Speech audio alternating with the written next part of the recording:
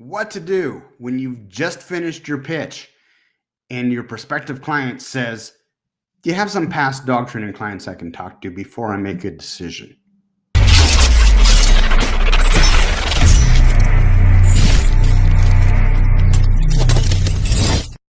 In the Dog Trainer Marketing Group on Facebook, about a week or two ago, Corey asked an excellent question, which was, what do I do if I finish my pitch and the prospective client asks if they can talk to some of my prior clients to see how it went? And this is something that really you have to address. And I'm going to show you there's two ways to do it. One of them is preemptive, and one of them is right in the moment. Now, to be honest, this never really happened to me a lot, but it would happen occasionally, once in a blue moon, because there's just some people who are going to try and do whatever they can to throw a monkey wrench into your pitch to see how you react. So two ways to deal with it. The first way is you need to preempt any kind of insecurity that may come up. And so you've had this happen once. Really, the best way to deal with it is you want to pepper your website or your landing page, however you're getting clients, with lots of testimonials. And they have to be convincing testimonials. So you don't want testimonials that are like from Amy K, where K is the first initial of the last name and then period, because people think you're just making it up. So you need both the first and last name, preferably the city and the state where they're from, and then a picture of them with the dog. Even better if you can get a video testimonial, and I've done another video on how to get video testimonials. So you pepper that in your website, and if you're having a lot of problems with this issue, you may even want to send a confirmation email before you meet with them, before you drive out or before they drive to you, which says, hey, looking forward to meeting you tomorrow at 3 p.m. In the meantime, check out some of these success stories from our prior clients. That way, by the time they get to you, they've already read these testimonials. And if they do still come back with, well, can I talk to some of your past clients? You can say, look, we've given you all kinds of real, legitimate testimonials.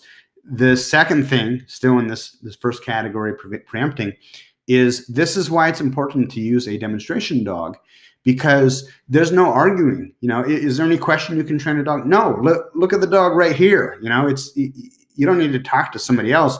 You can see right here, this is my business card. This is my proof that I can do what I say that I'm able to do. So that number two. Another tactic, again, I think people who really look kind of young, you may be 23, 24 years old, but look like you're 12, and there's not a lot you can do with that. That'll change, obviously, over time. But another trick that some business owners do is they'll print up a book, like go to like a Kinko's or any kind of print shop, and print up a book on really heavy cardstock. So one testimonial per page, and you make it look really thick, right? And you spiral bound on the side of it. And when they show up for the testimonial, you say, hey, thanks for coming. Glad you could be here. Hey, look through this. These are some of our success stories. I'm going to go grab my leash real quick. And you go and you step in the back room, or you go into your truck and you grab your leash. But really what you're doing is you're giving them a couple of minutes to flip through page after page after page after page of these testimonials. And each page, again, should have a picture of the client, the past client, with their dog, and something that they've said that's nice about you, in their first name and their last name, and what city and state that they live in. Remember, we want it to come across as legitimate, because it is legitimate. So you're in your truck getting your leash, whatever, they're flipping through, and they're really impressed. They're going to be really impressed because they see that you've now established all of this credibility. Then you bring the demo dog out and you incorporate the demo dog. The way that you do it is it's not, hey, watch me show off these tricks. What I would do is I would incorporate it and weave it into the fabric of the consultation.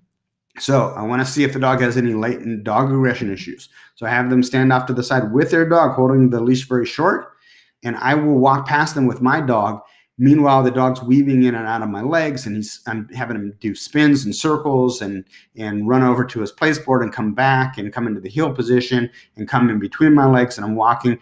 And all this is done under the guise of walking back and forth, maybe 25, 30 feet from their dog.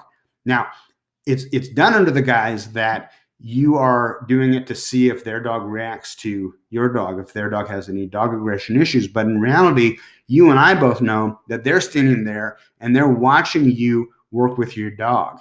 And they're going to be amazed when they see all these tricks and cool stuff that you can do, because people just aren't used to seeing professionally trained dogs. It's a weird thing, even though they see dogs trained, well-trained dogs on TV and in movies. When they see it firsthand in person, it's a totally different thing. And that goes a long way towards selling them and dispelling any of their objections. Now, the second tactic is, if you get through all of that and you get to the end of the pitch and they still say something like, well, I don't know, can I talk to some of your past clients? That's when you employ the takeaway. The takeaway is basically this. Joe, we've shown you our book full of testimonials. You've seen all the testimonials on our website. You've read the reviews on Yelp and on Google reviews. You come here, you've seen my dog work. What more proof do you need? At this point, I'm thinking that maybe our dog training business isn't the right opportunity for you. It isn't the right solution for you. And, maybe it'd be better I can refer you to some of the dog trainers, who run their operation down the street. I can guarantee you they're not going to be as good as our program is, but at least it'll be something, because I can tell that, maybe you're a little bit hesitant about joining our program, and that's okay. And then you just shut up and you just sit there and wait, and they're going to get real uncomfortable, because all of a sudden they're realizing that you're pulling that opportunity away. It's slipping away. And suddenly, instead of you being the one trying to convince them, they have to be the one to convince you why they would make a good client for you. And you're probably sitting there thinking, does that really work? Yeah, it really works. Now, it doesn't work all the time. Nothing works 100% of the time. But I can tell you it works really, really well. So again, nobody wants to miss out on an opportunity. And at that point, again, I'm not saying incorporate it into your regular pitch necessarily. What I'm saying is you whip that out after you've done all this other stuff if they're still not persuaded, because at that point, you've pretty much lost them anyways. So you might as well try and use this tactic to get them to kind of force them to commit.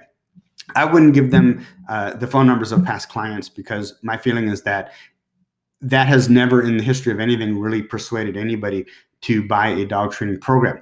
Now, it's great if you're thinking about putting an addition on your house, and you're going to spend $70,000 or $80,000 or more, and you want to talk to a contractor, you don't really know how he is. Maybe, you ask for some referrals. But for a dog trainer, especially when the dog trainers come out with all this proof and the testimonials and success stories and reviews, and his dog's right there that you could see, if that's not persuasive enough, there's something else going on. So you're going to use that takeaway trick to kind of motivate them to make a commitment. Hey, if you have any questions about this, feel free to post below. If you're watching on YouTube, post in the comments. If you're watching on Facebook or in our dog trainer marketing group on Facebook, post your comments and your experiences below.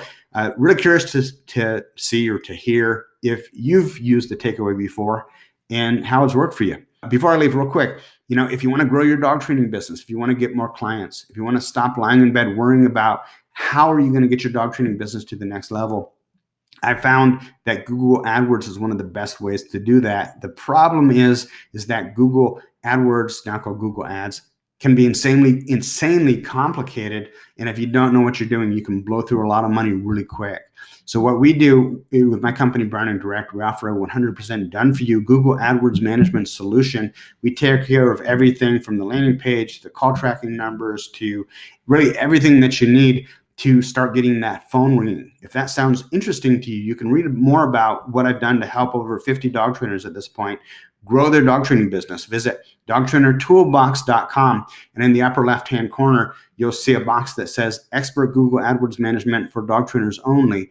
Click on that box and then read through the page. If it makes sense to you, at the bottom, there's a link to my calendar app. We can get on the phone for about 30 minutes and find out if what we're doing with Google AdWords would be a good fit to help grow your dog training business.